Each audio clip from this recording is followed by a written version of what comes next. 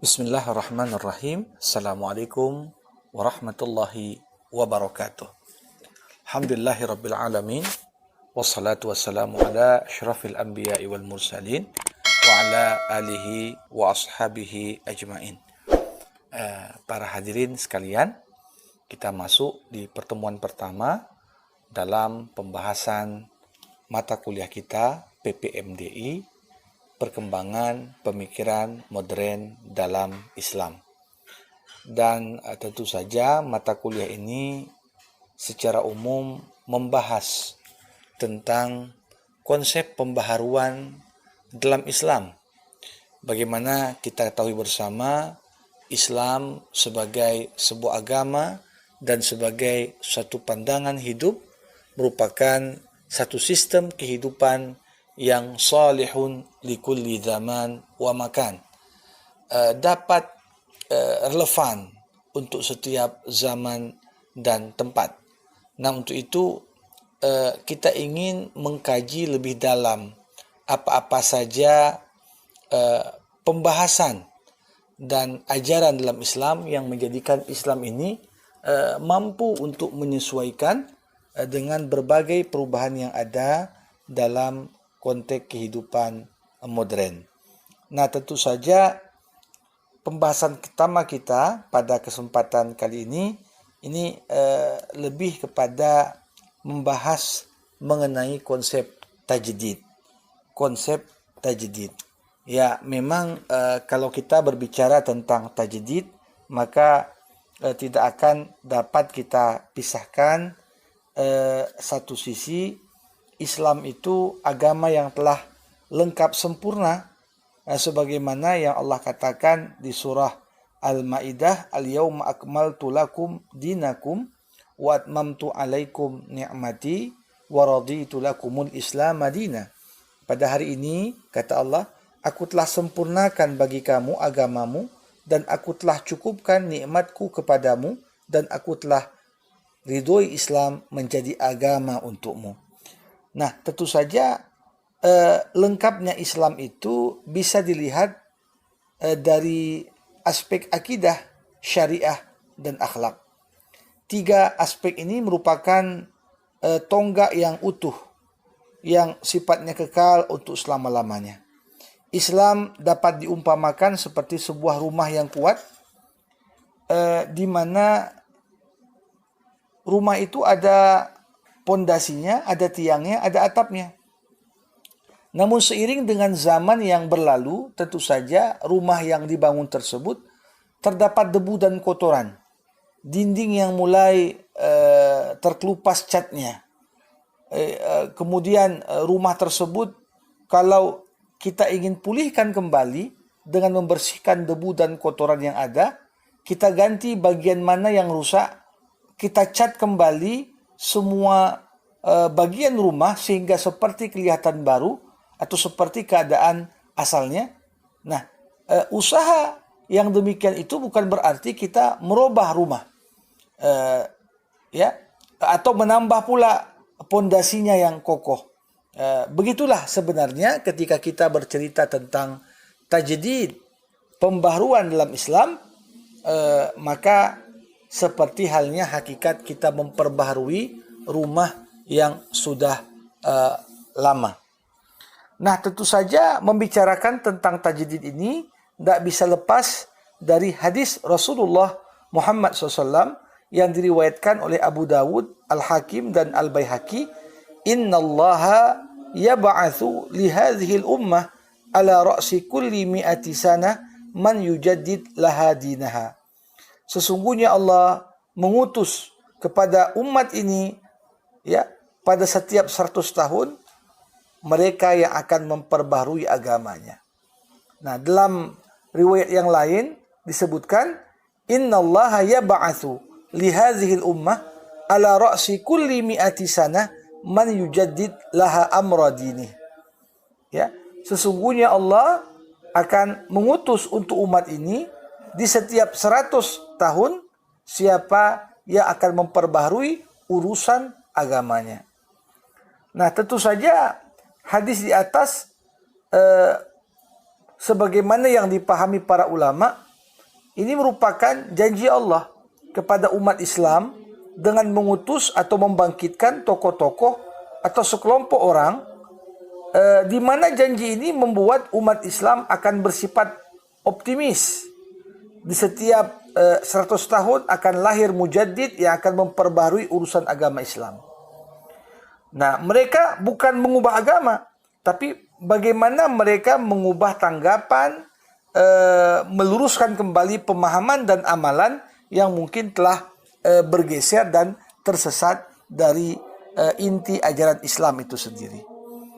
Nah, memperbaharui Islam, maka ini yang disebut dengan at-tajdid. Memang ada beberapa istilah yang sangat berkaitan dengan tajdid.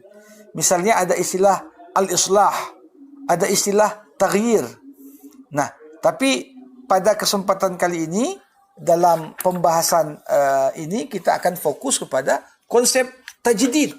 Bagaimana tajdid itu diperkenalkan dalam Islam. Nah, Dr. Yusuf Al-Qaradawi pernah menjelaskan tajdid itu terjadi dalam bentuk fisik dan dalam bentuk non-fisik atau maknawi. Tajdid fisik contohnya apa? Seperti kita memperbaharui bangunan klasik seperti sebuah istana atau rumah ibadah atau masjid. Pembaharuan bukanlah berarti kita runtuhkan bangunan lama lalu dibina bangunan yang baru. Tetapi baru disebut memperbaharui, kita tetap menjaga bangunan lama dengan memulihkan bentuknya yang asal dengan segala panoramanya. Inilah yang disebut dengan memperbaharui yang sebenarnya, tajdid yang hakiki. Nah, begitu juga ketika berbicara tentang tajdid non fisik maknawi. Ketika kita ingin memperbaharui agama, artinya apa? Kita memperbaharui pemahaman atau memperbaharui amalan yang meliputi tajdid imani dan tajdid ruhi. Setiap masa sangat dibutuhkan pembaharuan yang sesuai dengan tuntutan zaman dan lingkungan untuk menampung mana hal-hal yang dianggap cacat yang muncul. Kita sempurnakan kekurangan yang ada dan merawat mana-mana penyakit yang ada.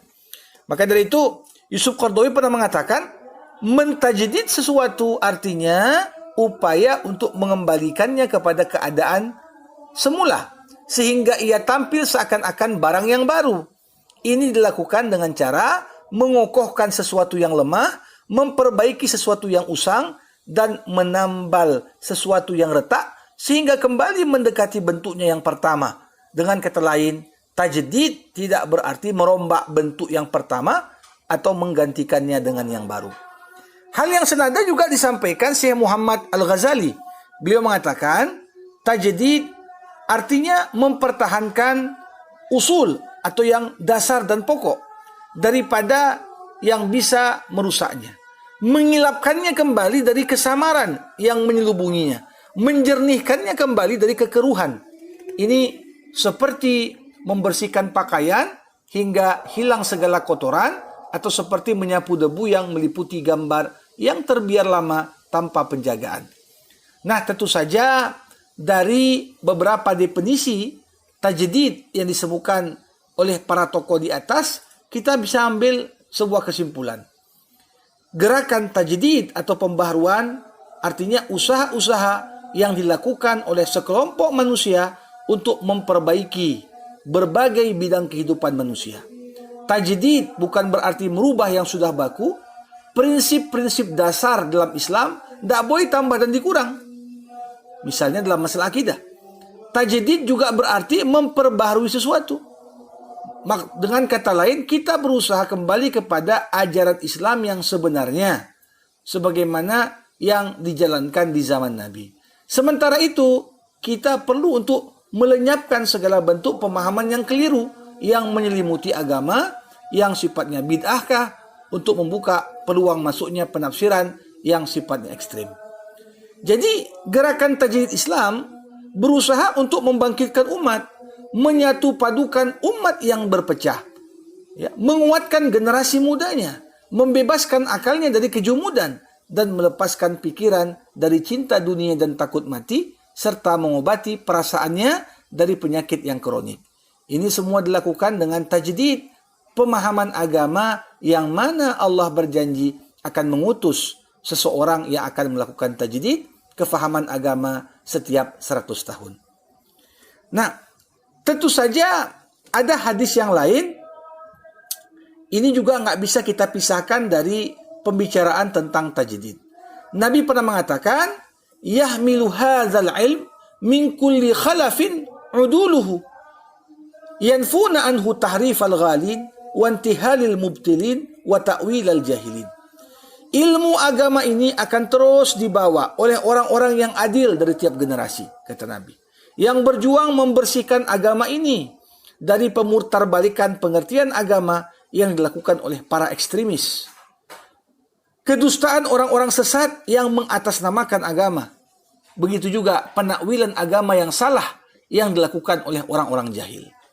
Nah, jadi bisa kita ambil sebuah kesimpulan, tajdid bukanlah berarti merubah hakikat agama yang telah tetap, kekal, untuk disesuaikan dengan keadaan mayoritas atau kehendak hawa nafsu orang-orang. Tapi hakikat tajdid bagaimana merubah pemahaman-pemahaman yang sesat, yang menyimpang, kita gariskan gambaran yang jelas dan benar, dan seterusnya mengubah kondisi mayoritas orang dan akhlak mereka agar sesuai dengan aturan agama Islam. Para hadirin, mungkin kita bertanya, siapa sebenarnya mujaddid itu? Nah, jadi kalau kita melihat kepada hadis yang disampaikan, Inna Allah yab'atsu li hadhihi al-ummah ala ra'si kulli mi'ati sanah man yujaddid laha dinaha. Jadi ada kata man di sana, isim mausul man. Nah, tentu saja kata man di sini bisa diartikan sebagai adanya individu, satu orang, tapi juga bisa dipahami dalam bentuk sekelompok orang, ya. Tidak hanya man menunjukkan makna ifrad, ya, satu individu, tapi mungkin juga dipahami satu zaman itu ada banyak atau sekumpulan orang yang berusaha untuk memperbarui Islam.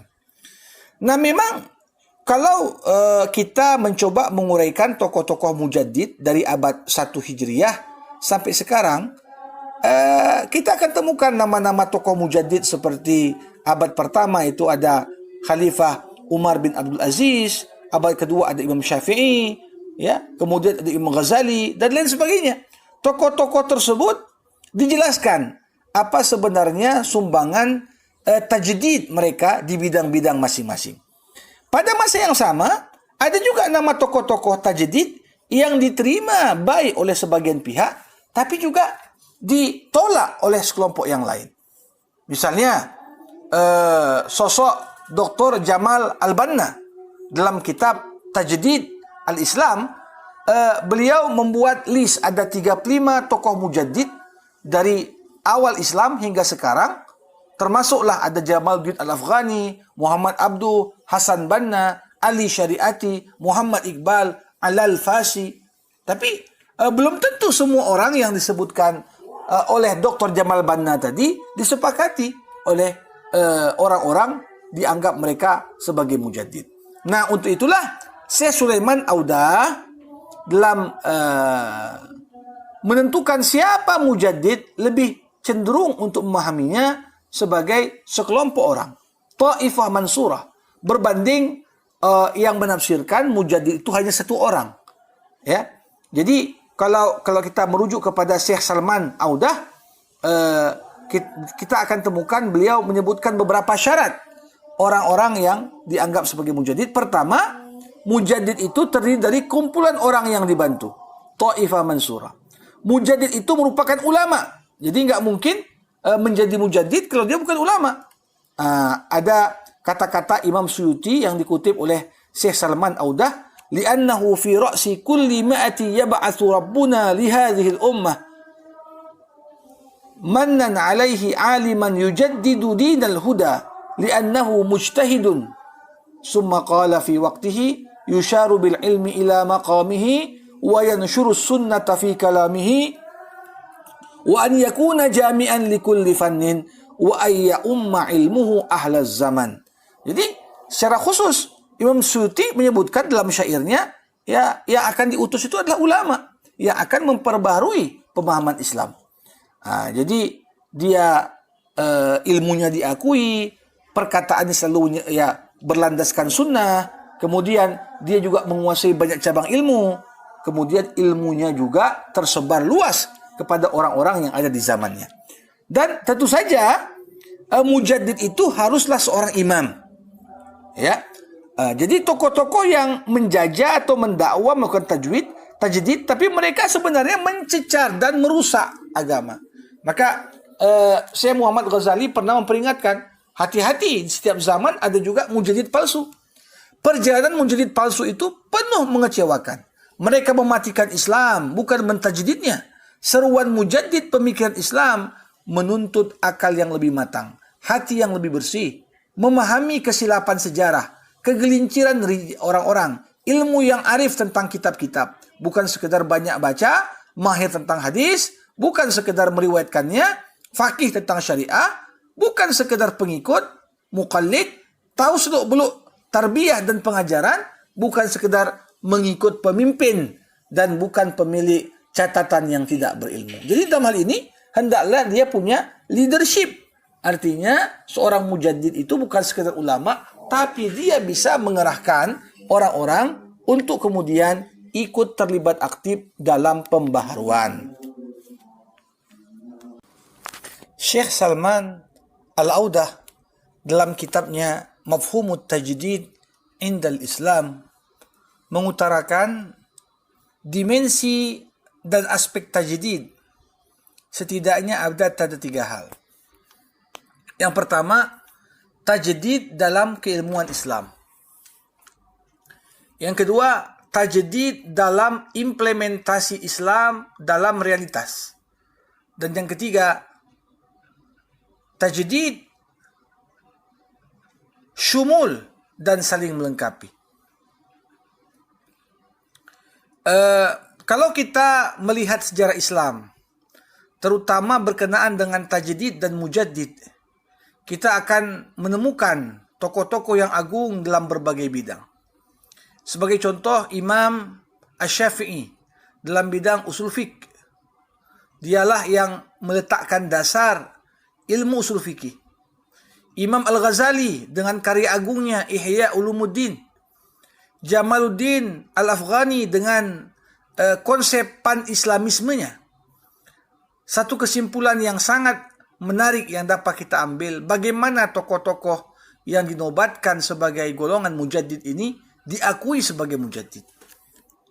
Nah, disinilah Syekh Salman Al-Audah dalam kitabnya mengatakan Imam Syafi'i dan lainnya dapat muncul sebagai mujaddid karena mereka menguasai ilmu yang ada pada zaman mereka dan melayaninya sehingga mampu untuk mengemukakan sesuatu yang unik.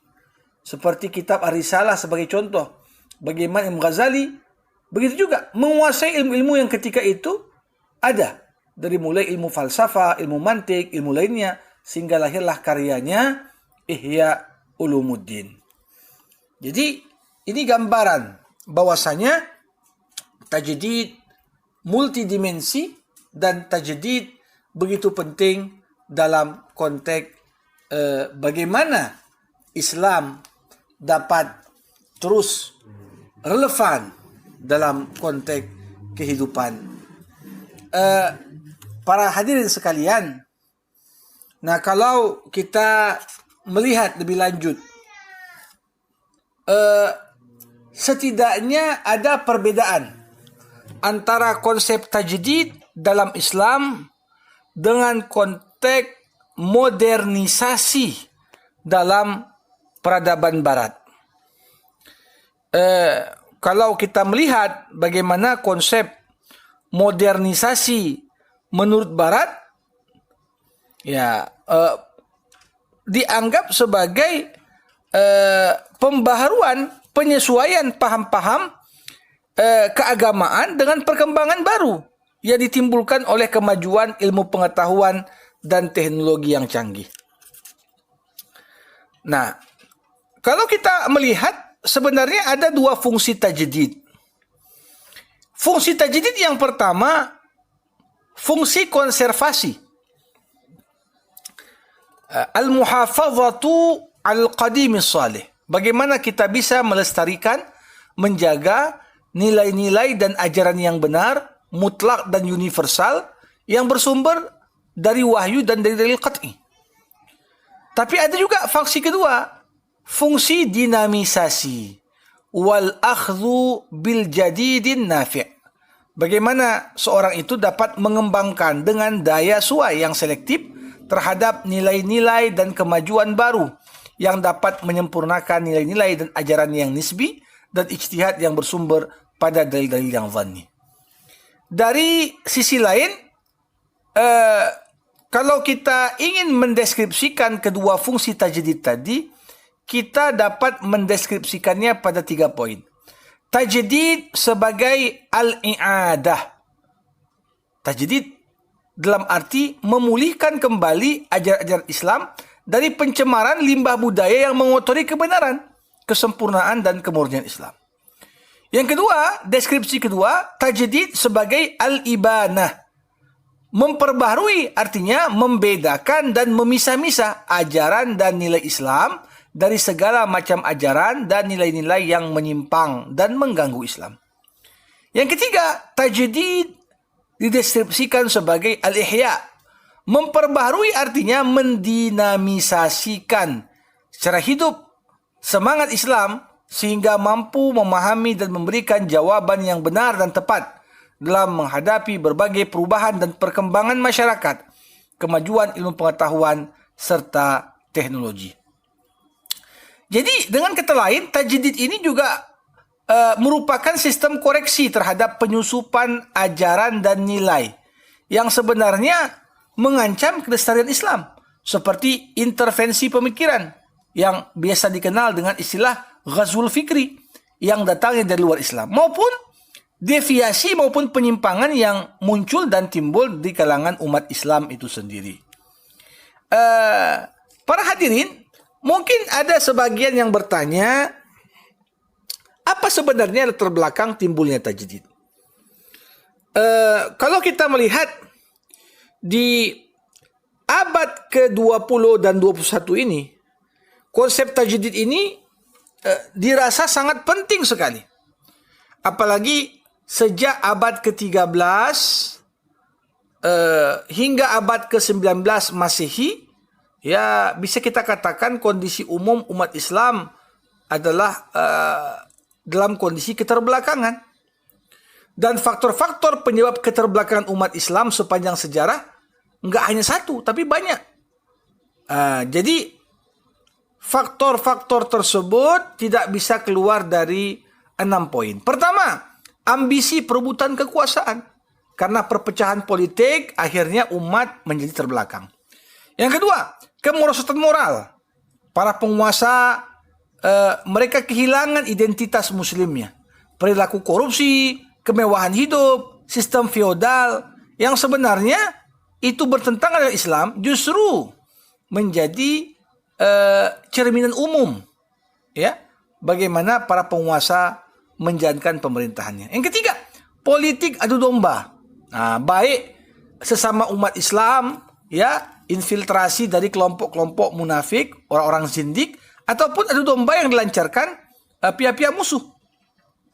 Kemudian, perpecahan antar umat Islam yang ditimbulkan oleh fanatisme. Kelompok Khawarij, Syiah, Mu'tazilah, Sunni, fanatik kesukuan juga, yang kadang-kadang itu sifatnya berlebihan. Yang kelima, kurang umat Islam ini mengamalkan ajaran agamanya karena faktor lemahnya iman. Dan yang keenam termasuk faktor-faktor keterbelakangan ini, kemunduran ilmu pengetahuan dan teknologi. Jadi kalau kita lihat 6 poin tadi bisa diringkas menjadi 3 sebab utama. Perpecahan, dekadensi moral, dan kebodohan. Jadi disinilah. Untuk itu perlu adanya toleransi internal, peningkatan penghayatan dan pengamalan ajaran agama, dan peningkatan pendidikan dan pengajaran terutama dalam bidang sains dan teknologi. Nah, jadi di sini pemikiran tajdid, pembaruan dalam Islam, ya, muncul sebagai respon dari kontak yang terjadi antara dunia Islam dan Barat. Dengan adanya kontak tersebut, umat Islam, khususnya di abad 19, sadar kita sudah banyak tertinggal dibanding dengan Barat, sehingga kita berupaya bagaimana dulu dinasti terakhir, kekhalifahan terakhir, kekhalifahan Utsmaniyah, ya, mereka dulu kan wilayah kekuasaannya mencakup wilayah Eropa, ya.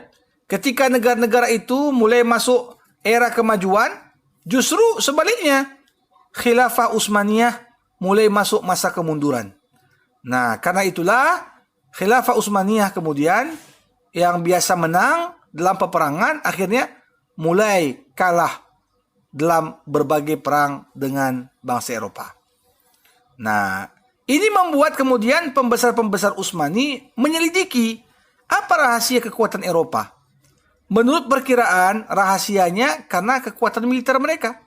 Oleh karena itu, akhirnya apa? Mulailah khilafah Utsmaniyah melakukan pembaharuan yang dipusatkan dalam lapangan militer kerajaan Utsmani. Dimintalah militer Eropa membantu mengembangkan militer Utsmani. Namun, kalau kita melihat Muhammad Abduh yang dikenal dalam sejarah sebagai tokoh pembaharuan dalam Islam, salah satu pembahasan yang diwariskan kepada pergerakan pembangunan, beliau setidaknya ada 4 hal. Bagaimana mensucikan Islam dari pengaruh yang salah, dari pengaruh bid'ah dan khurafat. Nah, ini fokus Muhammad Abduh. Yang kedua, bagaimana memperbaharui pendidikan yang lebih tinggi bagi umat Islam. Yang ketiga, bagaimana memperbaharui rumus ajaran Islam menurut akal pikiran yang modern.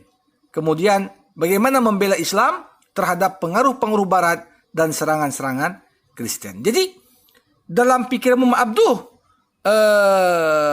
purification of Islam, pensucian Islam, pemurnian Islam, ini meliputi banyak gambaran-gambaran alam pemikiran dan perbuatan di masa itu. Tapi aspek yang memperoleh kekuatan yang sudah ada dan meluas, gerakan untuk melenyapkan kesalahan-kesalahan dan pemutarbalikan yang telah memasuki kehidupan agama rakyat. Hal ini sejalan berhubungan dengan pertentangan-pertentangan yang lama, yakni yang menjadi pokok soal dalam pembahasan ini. Nah, kalau kita lihat bagaimana orang-orang yang terpelajar, anggota-anggota golongan sufi, banyak yang justru menentang tindakan dari golongan-golongan yang dinamakan tidak beraturan terhadap syekh-syekh yang hidup karena pentaatan atau kepercayaan kaum tani dan buruh secara membabi buta, menentang peninggalan animisme, kepercayaan terhadap barang-barang bernyawa, fetisisme, kepercayaan serta buatan syirik, penentangan, penyembahan terhadap orang-orang sakti, dan kesesatan-kesesatan dalam merayakan Maulid atau perayaan-perayaan pada kuburan-kuburan sakti yang terkenal. Jadi, penyimpangan inilah yang kemudian coba oleh Muhammad Abduh untuk dimurnikan. Pada saat Muhammad Abduh masih hidup, mereka yang mengaku sebagai pengikutnya mulai tertarik garis lebih tajam. Bagaimana memahami Islam. Ya, mereka mulai menolak yang namanya taklid. Ya, banyak yang ditulis pengikut Muhammad Abduh. Salah satu muridnya adalah Rashid Ridha yang terus berupaya melanjutkan usaha gurunya. Ya, bahkan lebih ekstrim lagi, dia menolak memulang kembali kepada taklid pada pemahaman-pemahaman yang demikian. Kalau kita lihat lewat majalah Al-Manar, bagaimana Muhammad Abduh, Rashid Ridha, ini mencoba untuk menanamkan kesadaran untuk pentingnya kebangkitan umat mengejar ketertinggalan dari orang-orang yang ada di Barat dan Eropa. Tentu saja kalau kita bercerita tentang umat Islam kondisi saat ini, kita akan mendapati umat Islam itu menghadapi dua tantangan. Pertama, tekanan atau pressure dari dunia modern. Kita harus tetap berdiri tegak di atas akidah dan syariah. Yang kedua, ada kerapuhan masyarakat Islam yang mengalami kemunduran di segala bidang. Bidang keilmuan, akhlak, iman, bahkan perpecahan yang merusak ukhuwah Islamiyah. Nah, untuk itu, disinilah pentingnya tajdid tadi, yang biasa disilahkan juga dengan reformation atau renovation, islah. Kalau kita melihat bagaimana Al-Manawi mendefinisikan tajdid, beliau mengatakan tajdid menghidupkan amalan yang bersumber dari Al-Quran dan Sunnah serta melaksanakan ketentuan keduanya. Seorang mujaddid berusaha memanfaatkan ilmunya, memperbarui agamanya, menegaskan antara yang sunnah dan yang bid'ah, memperbanyak ilmu, menorong ahli keilmuan, serta memusnahkan ahlu bid'ah dan mengarahkannya. Seorang mujaddid haruslah seorang yang alim, ahli agama lahir dan batin. Jadi ini pengertian mujaddid, sehingga bisa kita ambil sebuah kesimpulan bahwasanya apa? Yang perlu diperhatikan, tajdid pada dasarnya adalah merupakan ijtihad. Dan ijtihad itu baru dapat dilakukan harus ada landasan 10 dalil. Al-Quran, hadis, ijma', qiyas, istihsan, maslahah mursalah, istishab, urub, mazhab sahabah, qaulu syar'u man qablana. Jadi ini yang 10 dalil yang disepakati oleh 4 imam mazhab. Nah, Islam sebagai agama universal, universalitas Islam ini menimbulkan jiwa kosmopolitan Islam pada pemeluknya. Dengan sifat keanekaragaman struktur masyarakat, tentu saja terjadi variasi dari satu komunitas Islam dengan komunitas Islam yang lain. Jadi di sini yang kadang-kadang Muslim Turki nggak sama dengan Muslim Indonesia, nggak sama dengan Muslim Cina, nggak sama dengan Muslim Afrika, dan seterusnya. Nah, kalau kita kemudian menelaah lebih lanjut, bagaimana ajaran-ajaran Islam itu sendiri, sebagaimana yang dicontohkan oleh Khalifah Umar, ini ijtihadnya Umar adalah sebuah tajdid. Banyak apa yang dilakukan Nabi, kemudian Umar memandang di zamannya dengan kondisi dan situasi yang dihadapinya, kondisi sudah berubah, maka Umar pun memutuskan hal yang berbeda. Misalnya, dulu kalau di zaman Nabi, mu'allab itu dapat bagian dari zakat. Tapi Umar melihat di zamannya ketika Islam sudah kuat, orang yang masuk Islam itu nggak perlu lagi diberikan zakat, kecuali dia Muslim. Karena Islam sudah kuat. Nggak ada yang perlu dikhawatirkan iman orang itu menjadi lemah. Ya, kalau di zaman Nabi, asal perang dapat harta pampasan perang dalam bentuk tanah. Tanah itu dibagikan semuanya kepada para mujahid yang ikut berperang. Tapi di zaman Umar berpikir kalau tanah terus dibagi, maka akan muncullah yang namanya apa? Iqta'i, sistem feodal. Akhirnya Umar tidak membagi tanah sawat di daerah Irak supaya bagaimana generasi kemudian itu tidak kehabisan tanah, ya, disimpan oleh negara untuk dibagikan secara baik nanti kepada yang lain. Nah, jadi kalau kita melihat sebenarnya ada 3 hal yang menjadi motivasi orang dalam bertajdid. Yang pertama, ghirah diniyah, kesadaran beragama. Inilah yang mendorong untuk melindungi, menyelamatkan Islam dari berbagai macam gangguan dan ancaman kelestarian dan perkembangan ajaran Islam dari masa ke masa. Jadi ghirah inilah dorongan untuk bertajdid. Yang kedua, al-azmah al-ijtimaiyah, keprihatinan sosial. Umat mengalami kondisi yang sangat memprihatinkan, jauh dari kondisi ideal Islam. Banyak umat Islam tenggelam dalam kebodohan, kemiskinan, keterbelakangan, perpecahan. Nah, ini yang mendorong kita untuk bertajdid. Yang ketiga, at-taqaddumat al-hadariyah. Ya, bagaimana kemajuan budaya umat manusia, perkembangan ilmu pengetahuan yang pesat, kemajuan teknologi di Eropa dan Barat, ini yang kemudian mendorong umat Islam untuk banyak melakukan evaluasi kenapa kita tertinggal sedangkan sebaliknya mereka itu maju. Nah, untuk itulah sebagai khairul ummah, umat terbaik, ada karakteristik yang harus dimiliki dalam konteks mencapai tujuan tajdid. Pertama, kita perlu menjaga umat dari dekadensi iman. Iman yang terus longsor. Yang kedua, kita perlu menjaga umat dari kemiskinan ilmu. Yang ketiga, kita perlu menjaga umat dari kemerosotan akhlak. Dan yang keempat, kita perlu menjaga umat dari krisis ukhuwah.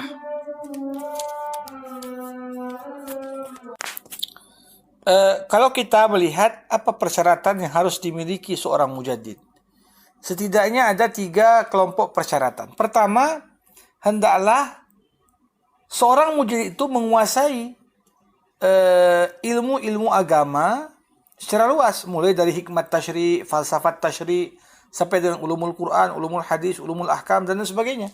Yang kedua, dia punya ghirah yang tinggi dan luhur untuk membela, mempertahankan dan mengembangkan agama Islam serta mengamalkannya secara benar. Yang ketiga, dia punya sikap mental akhlak yang luhur, jujur, sungguh-sungguh, cermat, dan lain sebagainya. Nah, jadi di sini kalau kita melihat, dalam memahami tajdid perlu dibedakan antara tajdid urfi dengan tajdid syar'i. Tajdid urfi itu apa? Upaya memperbaharui Islam yang lebih bersifat kemasyarakatan dan keduniaan. Misalnya pembaruan di bidang ekonomi, politik, teknologi, pendidikan, tak langsung menyangkut sistem keyakinan dan tatanan hukum agama. Tapi tajdid syar'i ini adalah upaya memperbaharui yang ada kaitannya dengan sistem keyakinan dan hukum syar'i terkait masalah hal haram, sah atau batal suatu amalan. Jadi kalau kita lihat, sebenarnya apa yang dilakukan oleh para ulama, cendekiawan, pemimpin Islam dalam upaya memajukan dan memperbaiki nasib umat, seperti lahirnya organisasi Jam'iyah, NU, Muhammadiyah, Persis, Al-Wasliyah, dan lain sebagainya, ini bagian dari ikhtiar kegiatan tajdid juga, dan merupakan bentuk tajdid kolektif, tajdid jama'i dalam bentuknya yang luas. Jadi ini hal-hal yang pokok yang bisa kita diskusikan pada kesempatan kali ini tentang materi mengenai tajdid dalam Islam. Terima kasih. Assalamualaikum warahmatullahi wabarakatuh.